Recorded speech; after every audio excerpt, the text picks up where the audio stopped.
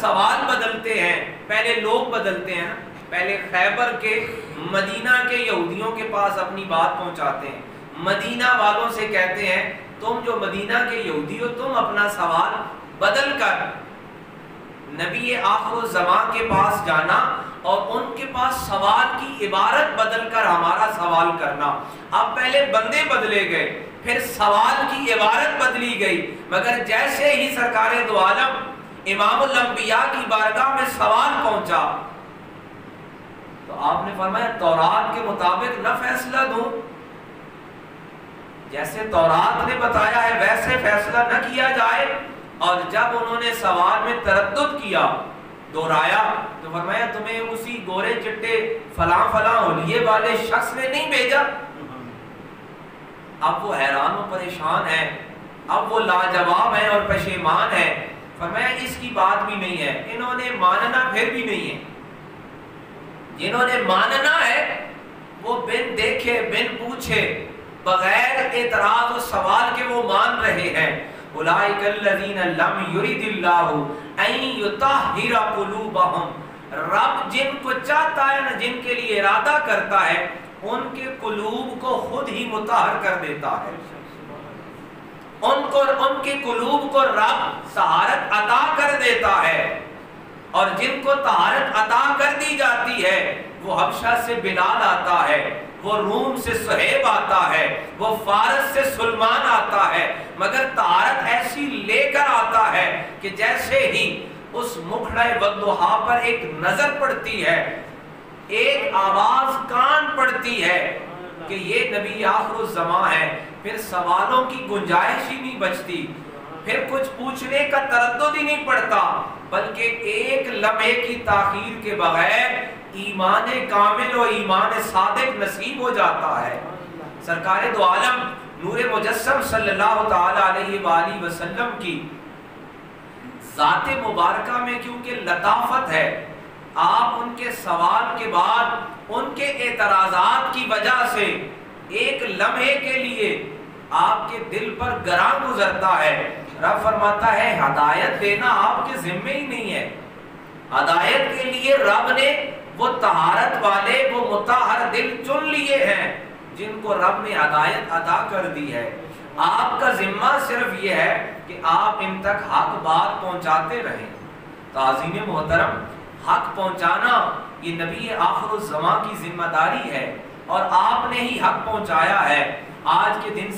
کے دن کی مناسبت سے بس دو جملے کہہ کر میں اپنی بات کو ختم کروں گا کہ آج کا دن اسی حق پہنچانے والے، حق آگاہ و حق شناس اور حق پرست کے جو اہل بیت حق ہیں ان کے ایک فرد جن سے اہل بیت کا آغاز ہوا ہے، جناب سیدنا امام حسن المجتبی، آپ کی شہادت کا دن ہے۔ عظیم محترم، ہمیں جو ہے نا بڑے ہی اندھیروں میں رکھا جاتا ہے، ہمیں بڑے بکٹیروں میں ڈالا جاتا ہے، اور دیکھیے کہ ہمارے عقائد اہل سنت میں ہمیشہ سے یہ بات شامل رہی ہے کہ ہم حسنین کریمین، ہمارے خطبے میں بھی اور ہر جگہ حسن و حسین میں ہمارے پاس کوئی تفریق نہیں ہے۔ اور اہل سنت کا یہ عقیدہ بھی ذہن نشین کیجئے کہ اہل سنت حنفی کے ہاں ہمیشہ سے خلفائے راشدین میں امام حسن کی خلافت شامل ہے، اور جو لوگ زیادہ چار پر زور دیتے ہیں ان کے ہاں دراصل امام حسن کی خلافت کا انکار کیا جاتا ہے۔ اور یہ بھی بات ذہن نشین رہے کہ امام حسن وہ پہلے فرد ہیں جن کے لیے خود امام الانبیاء نبی کریم صلی اللہ تعالی علیہ وآلہ وسلم کی مبارک زبان سے لفظ سید نکلا ہے۔ یہ جو آج ہم کہتے ہیں نا فلاں سید ہے، تو پہلا جو سید جس کو سرکار دو عالم نے سید قرار دیا ہے، سیدہ فاطمہ الزہرا سلام اللہ علیہا فرماتی ہیں کہ میں اپنے بابا جان کی زندگی کے آخری ایام میں اپنے بیٹے حسن کو لے کر گئی، تو آپ نے لیٹے ہوئے فرمایا کہ کس کو لائی ہو؟ تو میں نے جواب دیا میں اپنے بیٹے حسن کو لائی ہوں۔ تو امام الانبیاء خاتم الانبیاء دو جہاں کے سردار فرماتے ہیں فاطمہ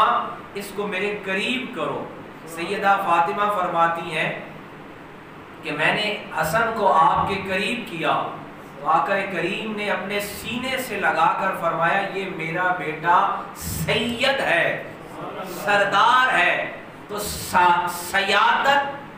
جو سید ہونا ہے یہ سب سے پہلے امام حسن سے ثابت ہے، جس کے بارے میں حدیث کی لفظ شامل ہے کہ سرکار دو عالم نے امام حسن کو سید فرمایا. اور پھر دوسری بات فرمایا یہ میرا بیٹا سید ہے، اور فرمایا رب نے اس کو میرا جلال عطا کیا ہے. جو سرکار دو عالم کو رب نے روب عطا کیا تھا اس کا حصہ امام حسن کو عطا ہوا. پھر اسی لیے آقا کریم کے وصال مبارک کے بعد آپ کی دنیا سے پردہ فرمانے کے بعد صحابہ کرام جب اس بددحا کے چہرے کی زیارت کے زیادہ طلبگار ہوتے تو در سیدہ پر آتے اور اہل بیت کے دروازے پر آ کر پوچھتے کہ امام حسن کو باہر بھیجیے، کہ امام حسن کا جو چہرہ ہے وہ سرکار دو عالم سے شباہت رکھتا ہے. اور امام حسن خلیفہ راشد اور خلیفہ برحق ہیں، امام المسلمین ہیں، نائب رسول ہیں. اور پھر جس طرح سیدہ فاطمہ فرماتی ہیں کہ خود نبی کریم نے فرمایا کہ یہ میرا بیٹا سید ہے. تو 28 صفر جو ہے امام حسن کی شہادت ہے کہ جس دن آپ کو سری شہادت، اس کے لیے بھی شاہ ولی اللہ محدث دہلوی کے خاندان سے ایک تعلق رکھنے والے بڑے محدث جن کو ہندوستان میں تمام مکاتب فکر مانتے ہیں اور ان کی بات کو سند سمجھتے ہیں، شاہ عبدالعزیز محدث دہلوی فرماتے ہیں کہ سرکار دو عالم نور مجسم صلی اللہ تعالی علیہ وآلہ وسلم کی جو سیرت مطہرہ ہے، آپ کی جو کامل سیرت ہے جس کو قرآن نے اسوہ حسنہ قرار دیا ہے، وہ ہر طرح سے مکمل تھا، ہر طرح سے پرفیکٹ تھا، مگر سرکار دو عالم کو کوئی دشمن زندگی میں نقصان نہیں پہنچا سکا. اس کی وجہ یہ ہے کہ یہ پھر آپ کی ذات والا صفات پر ایک عیب ہو سکتا تھا. لہٰذا آپ کی جو شہادت ہے، شہادت سری جو ہے وہ امام حسن کی صورت میں مکمل ہوئی ہے، اور جو شہادت ظاہری ہے وہ امام حسین کی صورت میں مکمل ہوئی ہے. تو سرکار دو عالم کی سیرت کا ایک حصہ مکمل ہوا امام حسن کی شہادت سے. اور پھر یہ بھی یاد رکھیے کہ ہم اہل سنت جو حضرت شیخ عبد القادر جیلانی الحسنی والحسینی کے ماننے والے ہیں، ہمیں ہی یہ شرف حاصل ہے اور الحمدللہ اللہ کے فضل سے یہ عقیدہ حاصل ہے کہ ہم امام حسن کی ساری اولاد کو مانتے ہیں، امام حسین کی اولاد کو بھی برحق مانتے ہیں اور امام حسن کی اولاد کو بھی مانتے ہیں. یہ داتا کے دروازے پہ جانے والوں، یہ خواجہ نظام پاک کا نام لینے والوں اور خواجہ معین الدین چشتی اجمیری کو سید ماننے والوں، یہ صحیح عقیدہ تمہارے پاس ہے کہ ہم امام حسن کو سید بھی مانتے ہیں، امام بھی مانتے ہیں اور سرکار دو عالم کا نائب اور خلیفہ بھی مانتے ہیں. اور امام حسن سیرت محمدیہ کا، سرکار دو عالم کی حیات مقدسہ کا ایک حصہ ہے جن کو شہادت سری حاصل ہوئی ہے، جن کو منافقین نے زہر کے ذریعے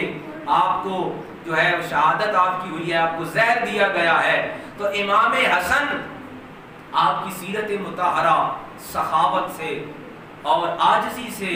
اور انکساری اور عبادت گزاری سے مزین ہے. آپ کے اقوال اور آپ کی سیرت میں لکھا گیا ہے کہ آپ مدینے میں سب سے بڑے سخی ہیں.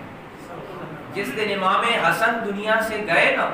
اس دن مدینے کے سارے یتیم باہر نکل آئے اور مدینے کی ساری بیوائیں باہر نکل آئیں کہ آج تک ہم گھروں میں رہے کیونکہ مدینے میں امام حسن موجود تھے، آج امام حسن چلے گئے تو اب ہمارا کون آسرا ہوگا. تو عزیز محترم، ہمیں جو الحمدللہ اللہ کے فضل سے عقائد اہل سنت ملے ہیں ان میں امام حسین بھی ہیں اور امام حسن بھی ہیں، لہٰذا ان میں کوئی کمی بیشی نہیں ہے،